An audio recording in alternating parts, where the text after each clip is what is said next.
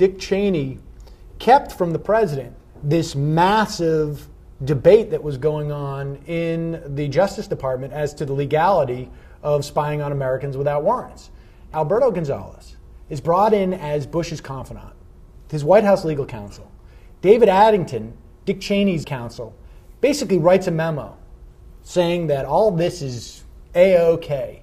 Gives it to Gonzales. Gonzales just rubber stamps, literally writes his name on it and hands it in to the president, basically just taking all the talking points from Dick Cheney. Gonzales is not a stupid man, and he's sometimes caricatured that way. His value to Bush was two things. Absolute loyalty, and he's a very good synthesizer. He's very good at distilling down complicated stuff and explaining it in layman's terms. And Bush values that. He did not have well-developed views on the executive authority, or he had zero experience on national security questions. And Addington not only had the views and the experience, he's a big guy in every way. He's a booming voice, tall, intellectually extremely self-confident, very smart. So he just naturally became a dominant force with Gonzales. I guess my question is, here you have a guy who, you say, Gonzales, known for his loyalty to Bush. But that to me seems incredibly disloyal. How could he collaborate in keeping something from the president? Yes. Is this guy. And the same goes for Andy Card. That nearly got his entire Justice Department to walk out the door. You know, I think they got themselves deeper and deeper into a paradox.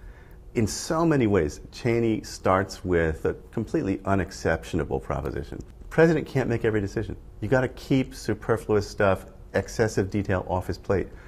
Presidents who try to make all the decisions, say Jimmy Carter, don't succeed. So every White House does this. Bush said, I want this domestic surveillance program. Cheney said, I'm going to go get it. And Justice Department starts to give you trouble. I'm going to see if I can squash it.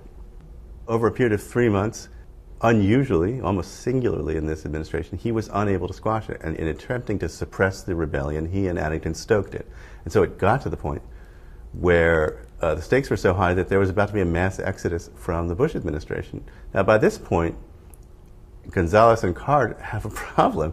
You go to the president and say, you're about to lose your whole law enforcement apparatus, and by the way, this has been going on for 3 months. That's a tough conversation to have. The temptation must be quite great to portray it, as I think they did, as a last-minute objection. And so Bush signs a reauthorization of this program without knowing, as Cheney and Card and Gonzales do know, that there's a very high risk of resignation of the whole top 5 levels of the Justice Department, FBI director, general counsel of the CIA, and so on. That would be suicide, basically. Bush would have been a one-term president.